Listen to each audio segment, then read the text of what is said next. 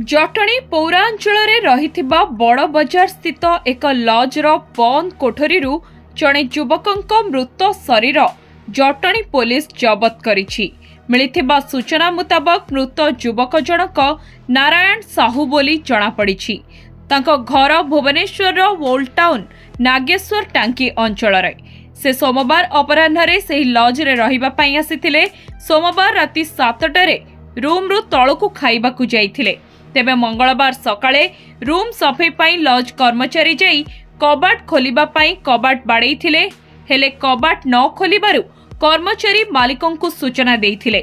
Laws मालिक मंगलवार मध्याह्न 2टा बेले कोनोसी अघटन होइथिबा संदेह करी जटणी पुलिस को खबर देइथिले।